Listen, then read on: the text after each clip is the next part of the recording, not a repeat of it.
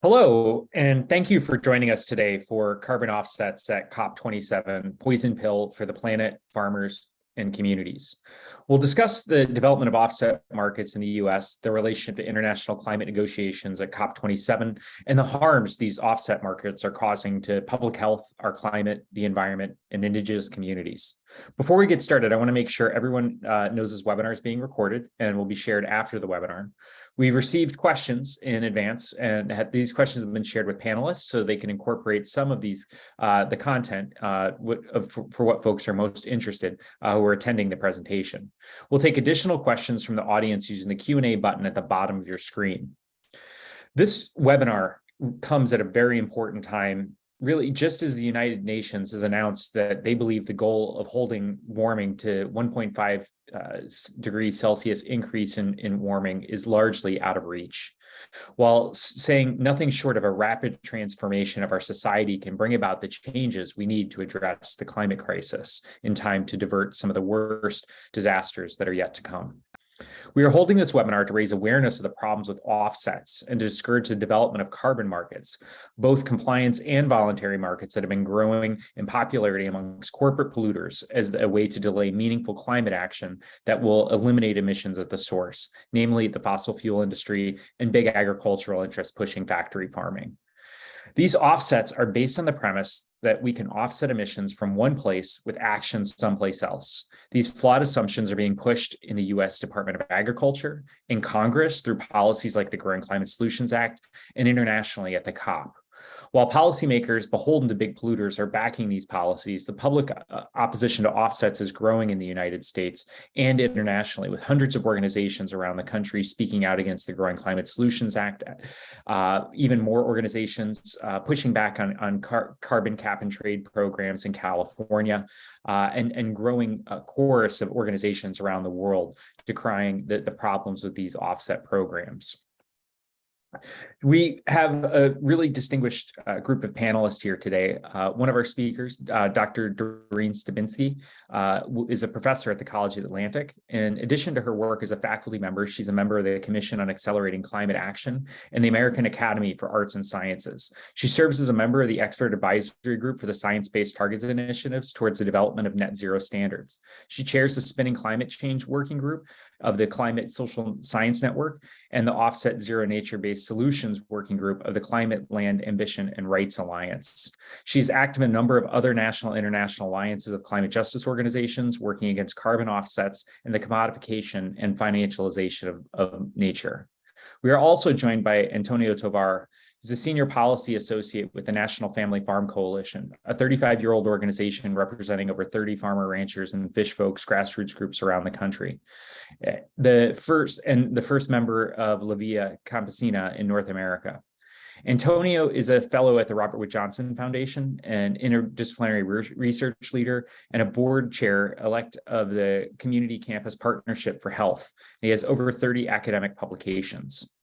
Ben Lilliston is the Director of Rural Strategies and Climate Change at the Institute for Agriculture and Trade Policy. Ben works with the Midwest National and International Partners to build a policy framework for a just transition and farmers in rural communities in responding to the climate crisis. Ben frequently writes about the intersection of climate change, agriculture, and trade policies. We're also joined by Lori Williams and Alan Ziebel, are volunteers with the Public Employees for Environmental Responsibility and environmental attorneys with more than 30 years each of public service at US EPA. Alan retired from US EPA in 2021 and was a national expert on non-traditional offsets under the Clean Air Act, which share many characteristics with greenhouse gas offsets. Lori is an attorney at US EPA's Superfund program and has worked on climate policy issues in her personal capacity for the last 15 years. Lori and Alan's climate work has included their 2008 open letter to Congress, the climate video, The Huge Mistake, and a Washington Post op-ed, Cap and Trade Mirage, and their work on a 2012 lawsuit challenging California's offset protocols. And it's also important to note that nothing they say is intended to represent the views of the US EPA or the Biden administration. They will address the current impacts of greenhouse gas offsets on California's ambitious climate goals in their talk. Thomas Joseph is a tribal leader of the Hoopa Valley tribe and a descendant of the Lone Pine Shoshone Paula tribe. Both tribes are located in occupied lands of California. He's the fifth son of Tom and Patricia Joseph, brother of 5 sisters, and uncle to 23 nieces and nephews. He spends his life dedicated to his family and people and spare time on mountains and rivers and his ancestral lands. If he's not found there, he's working on sovereignty of First Nations people and to protect Mother Earth. His words come from the ancestral teaching of thousands of years and linked towards real climate solutions. Will today be warning against the false narratives that are vital and to protecting the rebalancing of Mother Earth. Now, without any further ado, I'd like to begin our webinar, Carbon Offsets at COP27, Poison Pill for the Planet, Farmers, and Communities, which was made possible by several co-sponsors, including the Clean Energy Alliance, the California Democratic Party, Energy and Environmental Initiative, Empower Our Future, Food and Water Watch, Greenpeace USA, the Indigenous Environmental Network, Institute for Agriculture and Trade Policy, the National Family Farm Coalition, and Public Employees for Environmental Responsibilities. Now I'll hand it over to Dr. Stebinski, who will discuss an overview of the problems with carbon offset markets and what's happening at COP this year relating to offsets. Thank you very much, Dr. Stebinski. Thank you, Jim, and welcome to everyone. I'm going to try in a very brief 6 minutes to give an overview of carbon market problems and what's up for COP27. But in doing that, I'm really going to say a bit of the scientific context for thinking about the problems of carbon markets. And as Jim said, the context is, we've got this requirement. And it's a real requirement because of the impacts associated with going beyond 1.5. We have a requirement to stay below 1.5 degrees of warming from post-industrial levels. And that means we need to reduce emissions quickly and substantially, at least by 55% by the year 2030 and 95% by 2050. So in short, that means the end of fossil fuels. There's sufficient scientific clarity that we need to do that. And if we don't do that, if we don't stop emitting, that climate impacts will continue to increase dramatically. Why do we know this? One way to explain this is by talking about the carbon budget or the remaining carbon budget. It's a term that's used by scientists. The remaining carbon budget is limited. Carbon dioxide accumulates in the atmosphere. It stays in the atmosphere for hundreds to thousands of years. And temperature rise is directly related to the concentration of carbon dioxide in the atmosphere.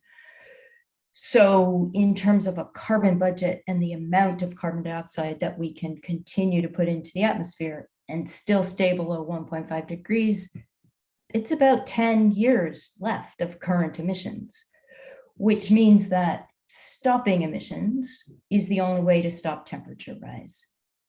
And that's a context for understanding the most fundamental problem with using a carbon offset market to address climate action. Because with carbon offsets, one entity pays another entity to do something good for the climate in lieu of their own action, right? And therein lies the basic problem, that there is no remaining carbon budget. There's not space for governments or companies to not be reducing their own emissions as well as helping others to reduce their emissions. A principal argument that's put forward to justify the use of offsets is that it makes economic sense to first invest in the least cost actions. But we all have to reduce, and investments have to continue until emissions are zero. And so it begs the question of who's going to pay for the high cost actions once the low-hanging fruit is gone. If the wealthiest in the world pay for the least cost actions in lieu of their own reductions, when will they start investing in their own reductions? If all entities in the end need to reduce emissions by 95%. And that's the central question of carbon markets, is why are you putting emission reductions onto someone else when everybody's got to do the emission reductions? But alongside the scientific arguments against carbon markets are also the justice issues are also front and center, because wealthy of the world, or wealthy of any particular country, are in effect paying to carry on with their own carbon intensive lifestyles and push climate action onto others in other parts of the world. Just a final point, the time frame is real and it's constraining, that 10-year time frame. So we don't have an either or choice. We don't have the ability to, some folks reduce their emissions and others carry on, right? It's both. We have to both reduce our own emissions and assist other countries and other actors to reduce their own emissions. So another prominent argument for carbon offset markets is that they mobilize large sums of money in order to support projects in the developing world. But again, if major emitters keep on emitting, that's a problem. The carbon budget continues to be used up. We pass 1.5 degrees of warming in the next decade. So again, emitters have to reduce their own emissions and support a clean energy transition. In the climate change context, there's this recognition of a need to move from a frame of compensation, which is the offset frame that, I carry on emitting and you offset my emissions. We have to move from a frame of compensation to a frame of contribution, which is yes and, which is yes, I'm going to reduce my emissions and I'm going to help others reduce their emissions. A final set of points, which is, the frame of this webinar, which is what's on the table for COP27. At COP26, those who followed the issue know that there were a set of rules that were agreed at COP26 for a global carbon market, and yet it was just a framework. COP27 will continue negotiating on technical details, such as approving methodologies for carbon dioxide removal. COP26 established what's called a supervisory body for the Article 6.4 mechanism. That supervisory body is now entrusted with developing all of those technical details. COP27 may adopt decisions that take on board the technical details of rules and methodologies for the market, but there are still some big debates over a number of those technical details. So there's a meeting of the supervisory body that happens right before the COP, and the outcome of that supervisory body meeting will be what is debated at COP27. So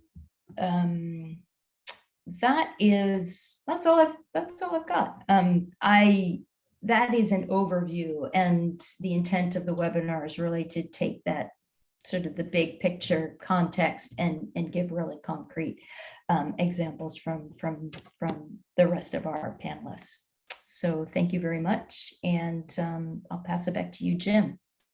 Thank you so much, Dr. Stavinsky. I really appreciate the way that you clearly and succinctly laid out that these carbon offsets just aren't going to address the climate crisis, and they are not an effective tool to doing that, but are also continuing to harm communities and really delaying the real action to reduce emissions. And so thank you so much for your work on those things.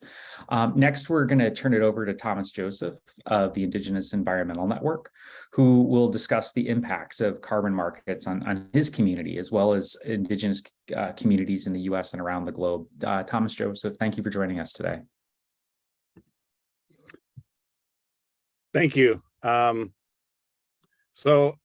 time immemorial, my people have called California home. I come from the village of Sewinalden and Medillion of the Hoopa people along the Trinity River, which can now be identified as the Six Rivers National Forest. UCLA carbon tested one of our village sites at 10,000 years. We asked them to carbon test one of our older village sites, as we knew that was one of our newer ones. My father's place is Payunata of the Paiute Shoshone, which is often miscalled Owens Valley. The Hoopa people reside on their ancestral territories, which is the largest federally recognized reservation in California. with those lands mostly being forested. Our relationship with our lands have always been and will always be a reciprocal relationship. I have witnessed firsthand the effects of climate change. The past summer, our communities have been inundated with forest fire smoke from multiple wildfires across our ancestral lands. This heavy smoke, increasing year after year, is a health risk and economic strain on our tribal government and people. Our culture and our ways of being are directly tied to our relationship with our Mother Earth. Our ceremonies, which teach us our ways of being, which teach us fundamental practices of caring for our Mother Earth, come from a knowledge-based structure that outdates any university or Western science-based system.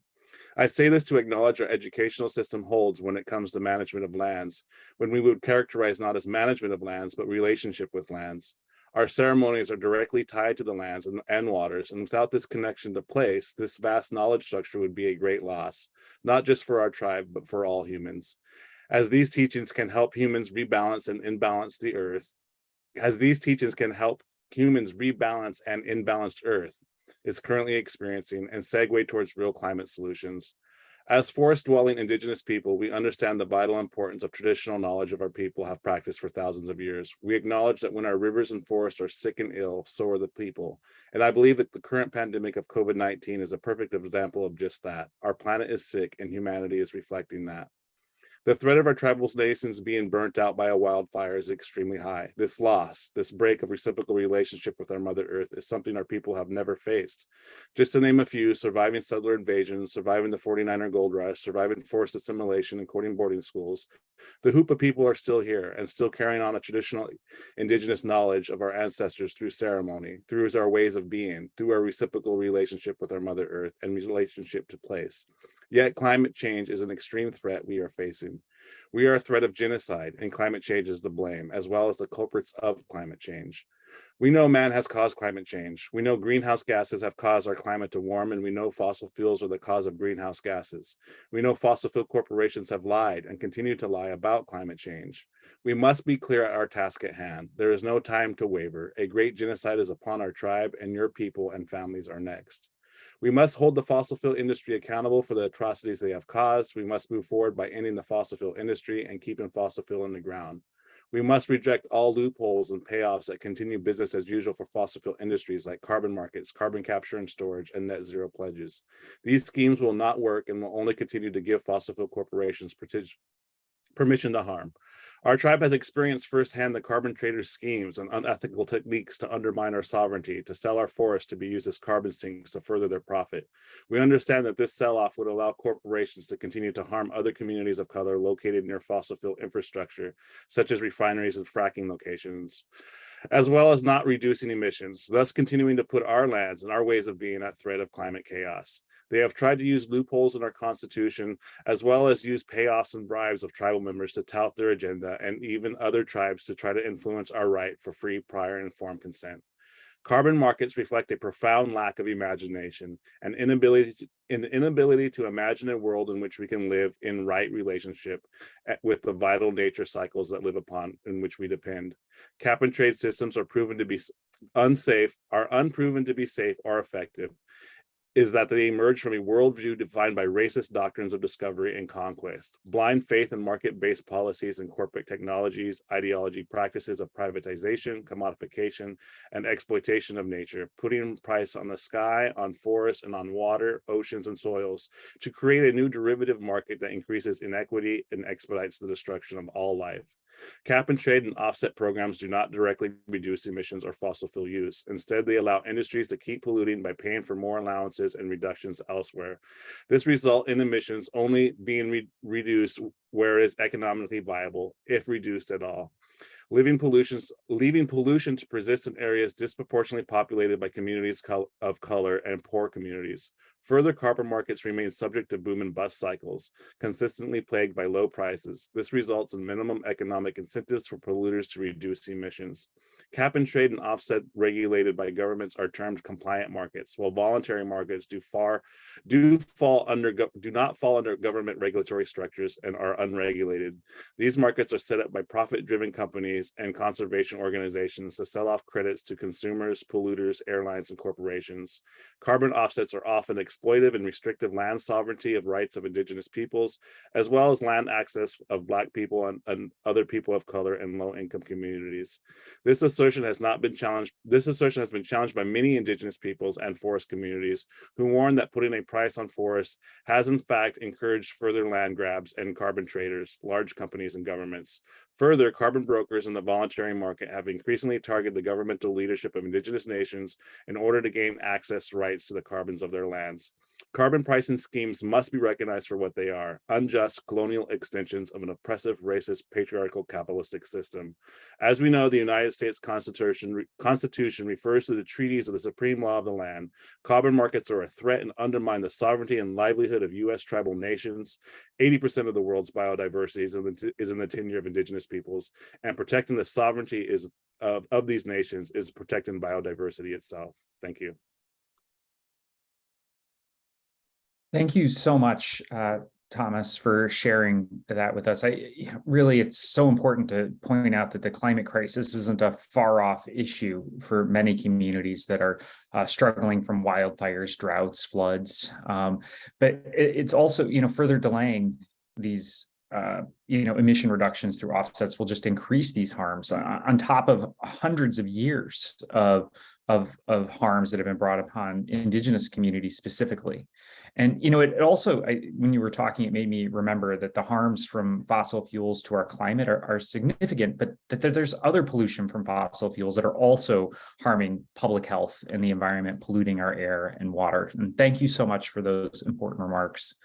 Now we'll hear from Antonio Tovar, the National Family Farm Coalition, who will discuss why those promoting and utilizing sustainable farming practices have concerns with offsets, including additionality, diversification, conservation programs and shortages, and also looking at issues of farm size, agro-energy, and technology and financial institutions. Thank you so much, Antonio, for joining us today. Thank you for having me, and nice to be with such a great group of panelists. So recently, the phrase climate smart agriculture has been circulating around the globe. The euphemism is an insult to any traditional organic or sustainable farmer. What exactly are they doing wrong, or how they are going to be outsmart by these initiatives? The reality is that the concept that will be at the center stage of the COP27 is a concerted strategy of large corporations to control even more our food chain system by these false solutions or carbon trading and offsetting. Next slide.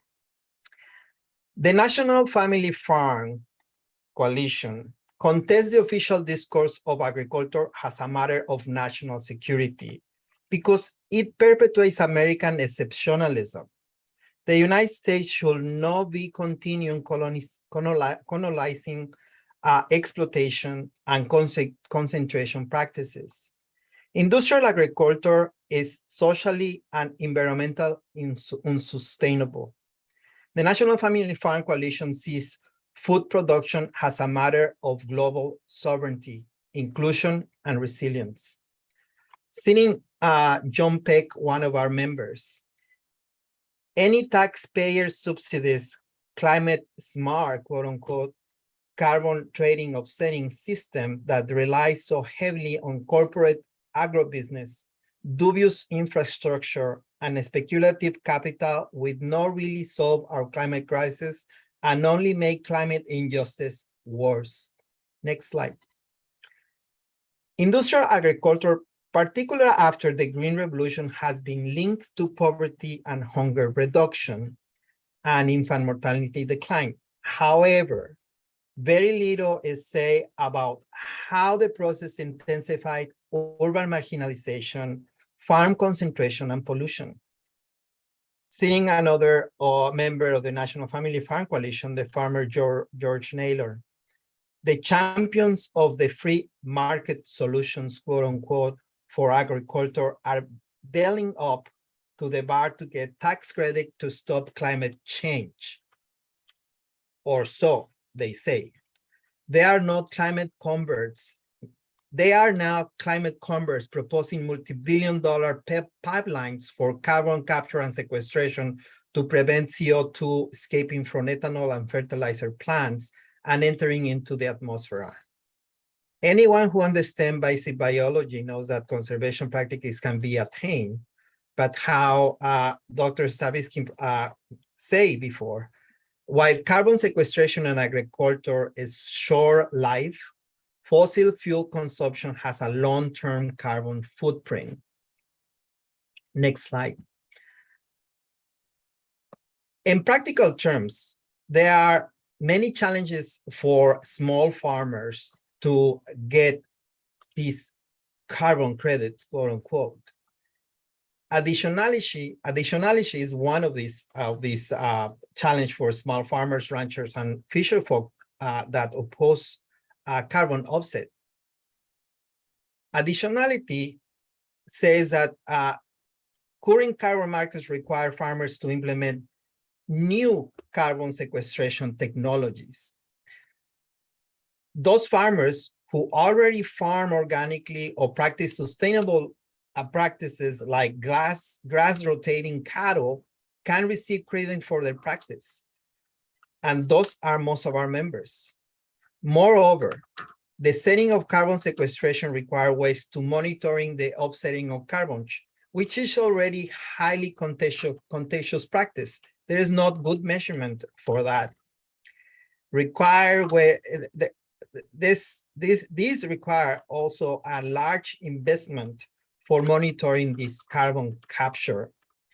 And that's one of the reasons why large agriculture and other corporations like Bayer are investing on technology. This is an investment that the small farmers, ranchers, and fisher folks do not have.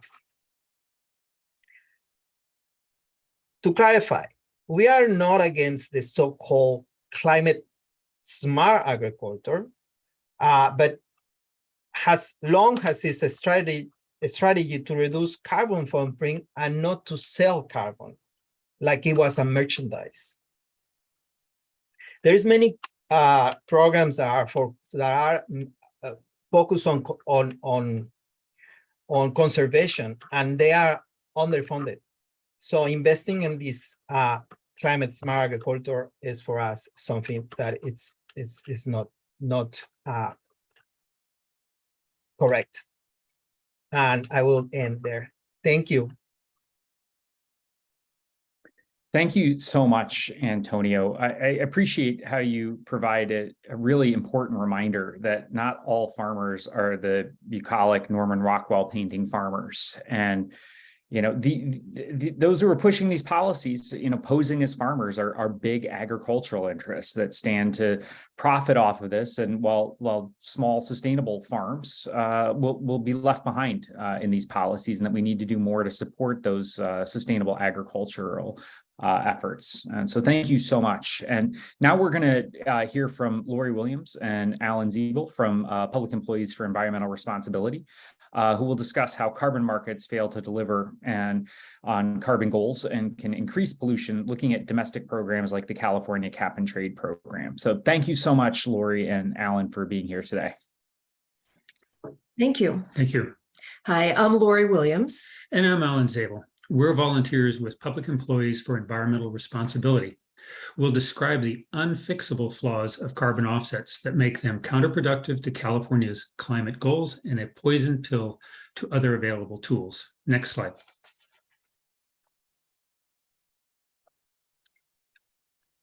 As Jim Walsh said, nothing we say is intended to represent the views of EPA and the Biden administration. Next slide, please. California is a climate leader, setting ambitious goals and energy efficiency standards. California is also highly influential nationally and internationally. Next. You just did that. There. Sorry. Sorry. Thank you. California's climate program has a cap on greenhouse gas emissions from economic sectors such as power generation that covers 85% of the state's emissions. Uncapped sectors include agriculture, forestry, and mining. Next. This diagram shows a capped emission control program with and without carbon offsets. Emissions from the capped sectors are shown in yellow, emissions from the uncapped sectors are shown in green, and emission reductions required by the program are shown in black. In a system without offsets, shown on the left, required reductions must occur in the capped sectors, and emission sources must burn fewer fossil fuels to achieve these reductions. In a system without offsets, shown on the right, required reductions can come from the uncapped sectors. Planting trees allows emission sources to burn more fossil fuels. Next slide. This slide adds a third chart on the far right, showing what happens if offsets lack integrity. There are no reductions beyond what would be happening anyway. Therefore, the reductions needed to comply with the decreasing cap occur only on paper, not in reality. Next. For offsets to have integrity, claimed reductions must be additional. Additionality means the offset emission reductions are beyond what is legally required and would not otherwise occur without the offset payment. Next slide. This quote highlights a key problem with the additionality of offsets. Offsets are an imaginary commodity created by deducting what you hope happens from what you guess would have happened. You are guessing what would have happened if the offset program didn't exist. Next. To date, only two methods for determining additionality have been created. The project-by-project method, now universally discredited, meant offset projects were justified by claiming more cash was needed to make them viable. This resulted in extensive fraud. For example, numerous proponents of wind power projects in India and landfill projects in the US subsequently admitted these projects were ongoing and profitable without the offset payments. The other method, used by California, is a performance standard based on an offset activity being beyond common practice. This standard defines as additional things that are already happening anyway. For instance, California approved across-the-board offsets for livestock manure digesters, even though there were many existing profitable projects already. California has abandoned the true definition of additionality, opening the door to a massive infusion of non-additional offsets that corrupt the integrity of the program. Next slide. California grants offsets for forest preservation. However, this includes granting offsets even to forests already preserved by organizations like the Massachusetts Audubon Society. Next. Even if a forest is preserved, demand doesn't go away, especially for an internationally traded product like lumber. A different forest is very likely to be cut to satisfy this demand. Next slide. Many offset critics have recommended better governance by agencies, verifiers, and registries. However, better governance cannot fix the additionality problem or the problem of demand shifting where a product is part of a broader market. Next. Another problem with offsets is the perverse incentive to keep damaging activities legal. For instance, California allows offsets for the control of coal mine methane emissions, something that can be profitable even without an offset payment. Those who benefit from offset payments fight even harder against regulations requiring controls. Next slide. There are four main categories of climate tools: economic incentives, regulation, public investment, and international agreements. Ideally, our choices within each tool group should be complementary with our use of the other tools. Given the climate emergency, this interaction is critical. Next slide. Okay. Allowing offsets harms all available climate tools. For a variety of reasons, offsets keep fossil fuels cheap, decreasing the incentive to transition to clean energy. Offsets increase opposition to helpful regulation. They also increase the need for public spending because they reduce private sector investment in clean energy and efficiency. Finally, California currently promotes the use of offsets as a global model, which helps spread their harms internationally, as we're seeing in the lead up to COP27. Next. Next. But there is a better way. While currently considered less politically palatable, a better economic incentive is transparent, gradually rising carbon fees on fossil fuels. Equal per person rebates of these fees would make energy affordable for everyone during the transition. This approach would not interfere with regulation. It would lower the need for public spending and would encourage international agreements that avoid the poison pill of carbon offsets. Thank you.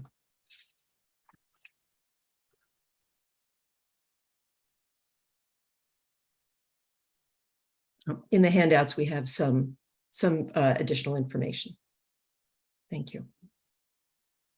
Thank you so much, Lori and Alan. I really appreciate you shared, and I think it's often important because I think people often look towards California as an environmental leader, and in reality, these cap and trade and carbon offset programs that they've been promoting for years are promoting these scams that are undermining efforts to reduce emissions and propping up these dirty industries with mining and factory farms and other polluters. And thank you so much for making that point. Now we'll hear from Ben Lilliston from the Institute for Agriculture and Trade Policy, who will discuss the policies and federal actions that are promoting more offset schemes, as well as policies that will actually work to address the climate crisis and help build more sustainable agricultural systems. Thank you so much, Ben. Thank you, Jim. Yes, I'm gonna talk about how carbon offsets are intersecting in Congress, at the USDA, and at a few regulatory agencies. Just give a brief overview for everyone. Next slide. So first of all, in context, U.S. Ag Secretary Tom Vilsack, important to know, he's a big carbon market supporter, going back to the Obama administration and his time lobbying for the dairy industry. So when he was appointed by Joe Biden as Ag Secretary, he was pretty clear right out of the gate he wants to help set up a soil carbon market. One of the ideas he floated was the creation of a carbon bank at USDA. And basically, the USDA would buy carbon credits off of voluntary markets in order to prop up that market, give it some legitimacy and stability. Faced a lot of pushback, including from groups on this webinar and others. So that's a bad idea, as well as some Republicans in Congress who also thought they didn't want the government intervening into a private market. Next slide. So in Congress, one of the things that they have pushed and talked about there is something called the Growing Climate Solutions Act. And the Growing Climate Solutions Act would basically create a USDA portal where it would list carbon offset protocols. It would also allow certifiers or project developers to self-certify and provide additional information for farmers to access those markets. It's important to be clear that these are project developers self-certifying, so it's not the same as like an organic system where the USDA actually is making sure that that certification is legitimate and that they are abiding by the protocols. So this is a very loosely regulated type of approach. And one of the reasons people are calling for this is that right now, private carbon markets, there's no regulation. It's just kind of considered a Wild West.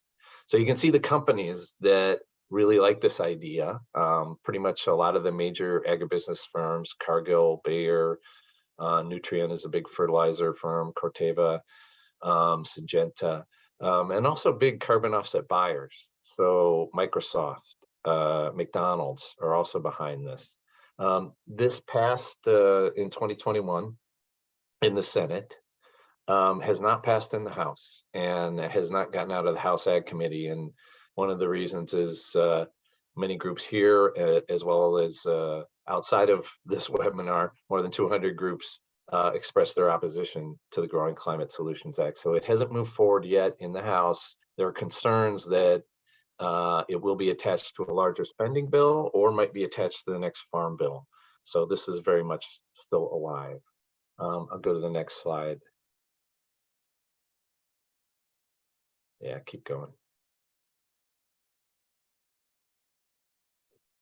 Yeah, so sort of thwarted by the carbon bank proposal at USDA, they moved on to create something called the Climate Smart Commodity Program. And this is something that USDA just sort of created out of whole cloth. It said we're going to support a bunch of projects that are climate smart commodities. The only definition it had for a climate smart commodity was that it reduced emissions or sequestered carbon. No, how much carbon sequestered, how long it needs to be sequestered, who decides, who's measuring, all that stuff is left to be determined. So it started off as a $1 billion sort of initiative, and it's expanded to 3.5 billion. They funded 70 plus projects so far. You can see the companies that were part of projects that were approved. So these are very, they don't have any money, very poor entities that had to go to the government to get extra money to do projects. I say that sarcastically. But it's also some of the same companies that were also supportive of the Growing Climate Solutions Act. And then you also have the major carbon offset developers that are operating in the US also got projects approved. So the USDA said this isn't really about carbon offsets. This is about climate smart commodities, but you have the carbon offset developers getting projects approved, and you have companies that are looking at measurement, verification, and these kinds of elements that are essential to creating a carbon credit. We expect the USDA to tout this program internationally at COP27. Their initiative internationally is called Aim for Climate. And so they're going to be trying to get other countries to buy into this climate smart commodity concept and definition or lack of, and really sort of create basically a corporate controlled commodity market around climate change that fits very neatly within the carbon credit and carbon market system. Next slide.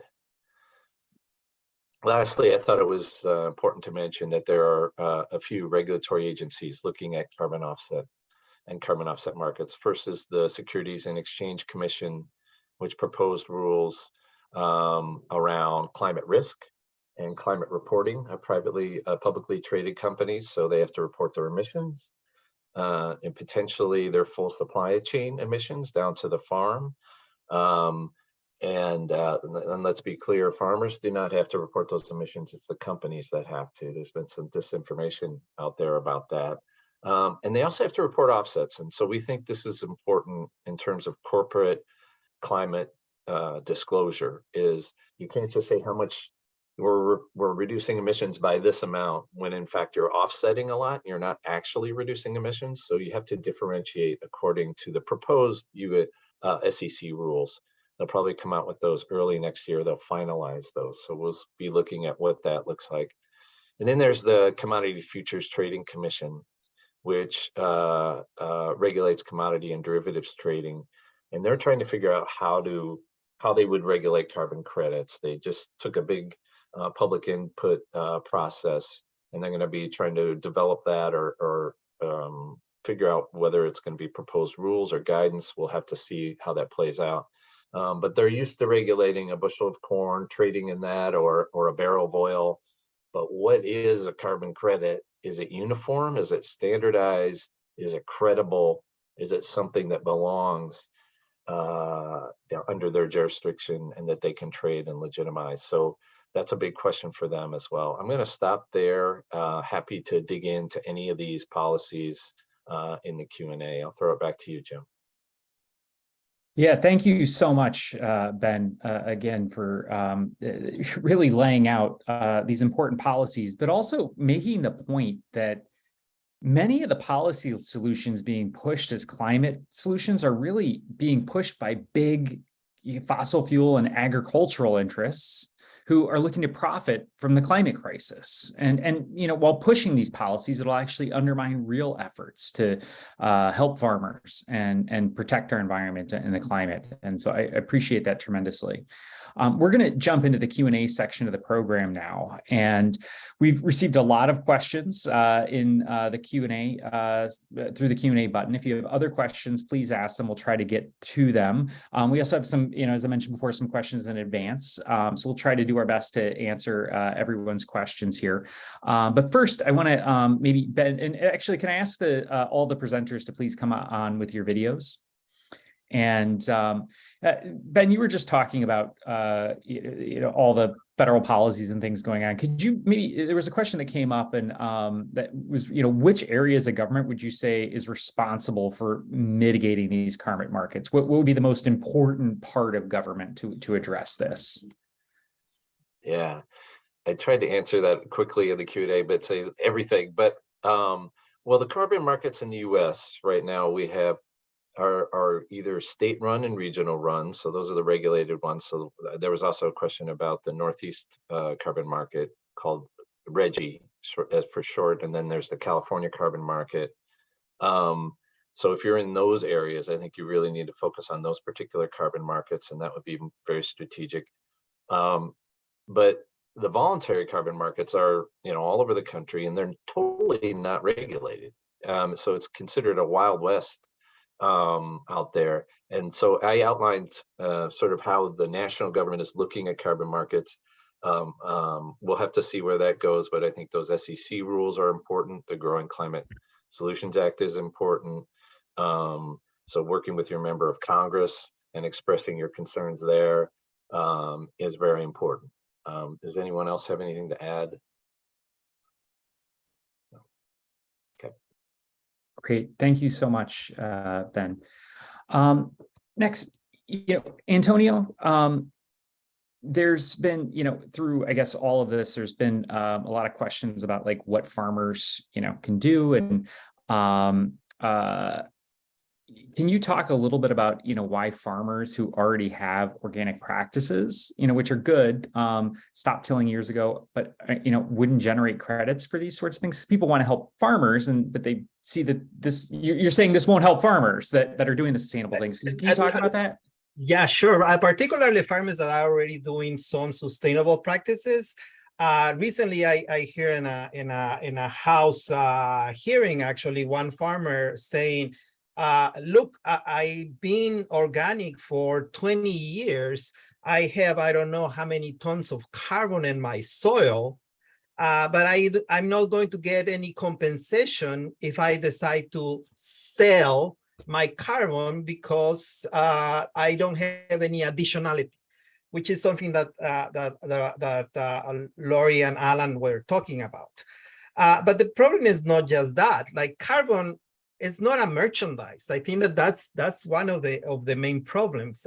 There is no way to really measure, and the carbon cycle is very short, especially in agriculture. There is a recycling of the carbon in there, and it's good to have sustainable practices, but there is no way to really say that it's a merchandise. And all organic practices, they are being established, and sustainable farmers are doing it, but they are not going to get any compensation for that. The other thing is that there is already many conservation programs, but they are usually underfunded. Like just a small portion of applicants get some support for those kind of practices. Great, thank you so much.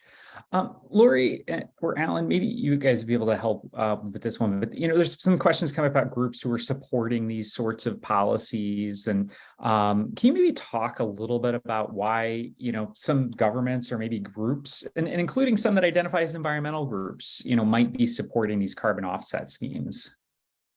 Well, the proponents of carbon offsets have done a really good job in the mass media, portraying these mechanisms and their results as a cleaner, cheaper way to reduce emissions. And, for a lot of the reasons that Doreen and other panelists have pointed out, that's not a solution. That's very, very short term. The other thing is that actual experience with offsets and regulatory mechanisms is not that widespread. I was the agency expert on these type of non-traditional offsets, which under the Clean Air Act, which are very similar to climate offsets. How did that happen? I was a supervising attorney in a Region 9, and this was happening because I was in California. Our total historical experience with cap and trade and offsets is unbelievably thin outside of those people who directly participate in it and are looking to cut their costs. So it's just people are taking a very narrow experience. And by the way, a program in Los Angeles is being dismantled. I helped make that program in 1995, and I was working on dismantling it because it didn't work. There's a variety of reasons why these people support it, but part of it is these mechanisms are not well understood and their flaws are not well understood. Right. Plus, big corporate interests are pushing them very hard. Yes. And the alternatives are not clear to people. I think that's critical. That's something that needs more attention. Thank you so much for taking that. Doreen, I have a question with your, academic background. I'm sorry, Dr. Stabinsky. People asked, like, don't carbon offsets remove CO2 from the atmosphere? So isn't that a good thing? Yeah,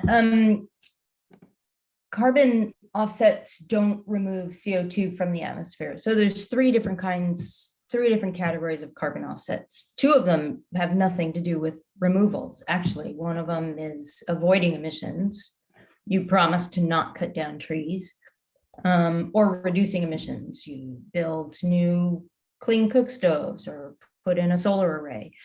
And so offsets, the vast majority of offsets, like 95% of the offsets that are on the market, are not about removing emissions. And this is one of the ways that corporates and others try and confound and confuse people, because the word offset seems to imply some compensation. Like, I carry on emitting and I'm buying something that's going to take carbon dioxide out of the atmosphere. But in fact, most offsets don't do that at all. Removal offsets, sure, they take carbon out of the atmosphere, but they're right now the only ones that we have are temporary removals, like trees or soil, where the carbon it's just as easy for the carbon to go up into the atmosphere as it is to come down.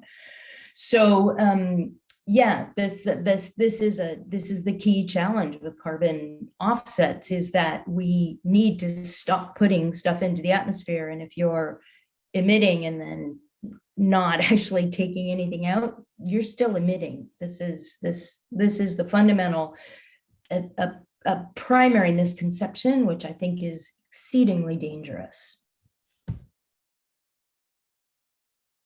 Thank you, Doreen. Thomas Joseph, we had a question, someone asking about, really, can you draw a clear line for folks on how these offset programs are actually promoting a new wave of colonialism? Awesome, thank you. I see real quick to explain that in two different steps. First being that when we commodify our Mother Earth as putting a price on carbon, this is against Indigenous ideologies. We don't commodify our Mother Earth. We don't put a price tag on what she is, and so it forces us to assimilate, which is colonialism. The other aspect of this is by land tenure.